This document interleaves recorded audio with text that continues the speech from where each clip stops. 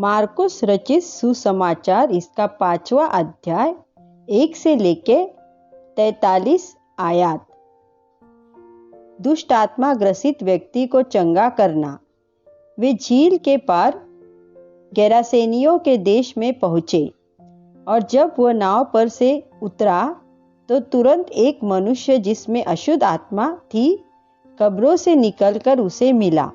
वह कब्रों में रहा करता था और कोई उसे जंजीरों से भी न बांध सकता था, क्योंकि वह बार बार बेड़ियों और जंजीरों से बंधा गया था। पर उसने जंजीरों को तोड़ दिया और बेड़ियों के टुकड़े टुकड़े कर दिए थे और कोई उसे वश में नहीं कर सकता था। वह लगातार रात दिन कब्रों और पहाड़ों में चिल्लाता और अपने को पत्थरों से घायल करता था। वह यीशु को दूर ही से देखकर दौड़ा और उसे प्रणाम किया और ऊंचे शब्द से चिल्लाकर कहा, हे यीशु, परम प्रधान परमेश्वर के पुत्र, मुझे तुझसे क्या काम? मैं तुझे परमेश्वर की शपथ देता हूँ कि मुझे पीड़ा न दे। क्योंकि उसने उससे कहा था, हे अशुद्ध आत्मा, इस मनुष्य में से निकल आ। यीशु ने उससे पूछा, तेरा क्या नाम है? उसने उससे कहा, मेरा नाम सेना है, क्योंकि हम बहुत हैं। और उसने उससे बहुत विनती की, हमें इस देश से बाहर न भेज। वहाँ पहाड़ पर सूअरों का एक बड़ा झुंड चर रहा था और उन्होंने उससे विनती करके कहा, हमें उन सूअरों में भेज दे कि हम उनके भीतर जाए। अतः उसने उन्हें आज्ञा दी और अशुद्ध आत्मा निकलकर सूअरों के भीतर घुस गई और झुंड, जो कोई 2000 का था, कड़ाड़े पर से झपटकर झील में जा पड़ा और डूब मरा। और उनके चरवाहों ने भागकर नगर और गांवों में समाचार सुनाया और जो हुआ था लोग उसे देखने आए। यीशु के पास आकर वे उसको, जिसमें दुष्ट आत्माएं समाई थी, कपड़े पहने और सचेत बैठे देखकर डर गए। और देखने वालों ने उसका, जिसमें दुष्ट आत्माएं थी, और सूअरों का पूरा हाल उनको कह सुनाया। और वे उससे विनती करके कहने लगे कि हमारी सीमा से चला जा। और जब वह नाव पर चढ़ने लगा तो वह, जिसमें पहले दुष्टात्माएं थी, उससे विनती करने लगा, मुझे अपने साथ रहने दे। परंतु उसने उसे आज्ञा न दी और उससे कहा, अपने घर जाकर अपने लोगों को बता कि तुझ पर दया करके प्रभु ने तेरे लिए कैसे बड़े काम किए हैं। वह जाकर दिकापुलिस में इस बात का प्रचार करने लगा कि यीशु ने मेरे लिए कैसे बड़े काम किए, और सब अचंभा करते थे। याईर की मृत पुत्री और एक रोगी स्त्री। जब यीशु फिर नाव से पार गया तो एक बड़ी भीड़ उसके पास इकट्ठी हो गई और वह झील के किनारे था। और याईर नामक आराधनालय के सरदारों में से एक आया और उसे देखकर उसके पांवों पर गिरा और उसने यह कहकर बहुत विनती की, मेरी छोटी बेटी मरने पर है, तू आकर उस पर हाथ रख कि वह चंगी होकर जीवित रहे।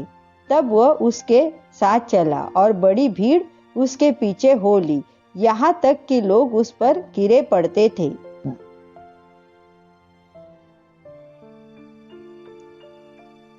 और एक स्त्री, जिसको 12 वर्ष से लहू बहने का रोग था और जिसने बहुत वैद्यों से बड़ा दुख उठाया और अपना सब माल व्यय करने पर भी कुछ लाभ न उठाया था, परंतु और भी रोगी हो गई थी, यीशु की चर्चा सुनकर भीड़ में उसके पीछे से आई और उसके वस्त्र को छू लिया, क्योंकि वह कहती थी, यदि मैं उसके वस्त्र ही को छू लूंगी तो चंगी हो जाऊंगी। और तुरंत उसका लहू बहना बंद हो गया और उसने अपनी देह में जान लिया कि मैं उस बीमारी से अच्छी हो गई हूँ। यीशु ने तुरंत अपने में जान लिया कि मुझसे सामर्थ निकली है और भीड़ में पीछे फिर कर पूछा, मेरा वस्त्र किसने छुआ? उसके चेलों ने उससे कहा, तू देखता है कि भीड़ तुझ पर गिरी पड़ती है और तू कहता है कि किसने मुझे छुआ? तब उसने उसे देखने के लिए जिसने यह काम किया था चारों ओर दृष्टि की। तब वह स्त्री यह जानकर कि उसके साथ क्या हुआ है, डरती और कांपती हुई आई और उसके पांवों पर गिरकर उससे सब हाल सच सच कह दिया। उसने उससे कहा, पुत्री, तेरे विश्वास ने तुझे चंगा किया है। कुशल से जा और अपनी इस बीमारी से बची रहे। वह यह कह ही रहा था कि आराधनालय के सरदार के घर से लोगों ने आकर कहा, तेरी बेटी तो मर गई, अब गुरु को क्यों दुख देता है? जो बात वे कह रहे थे उसको यीशु ने अनसुनी करके आराधनालय के सरदार से कहा, मत डर, केवल विश्वास रख। और उसने पतरस और याकूब के भाई यूहन्ना को छोड़ और किसी को अपने साथ आने न दिया। और आराधनालय के सरदार के घर में पहुंचकर उसने लोगों को बहुत रोते और चिल्लाते देखा। तब उसने भीतर जाकर उनसे कहा, तुम क्यों हल्ला मचाते और रोते हो? लड़की मरी नहीं परंतु सो रही है। वे उसकी हंसी करने लगे।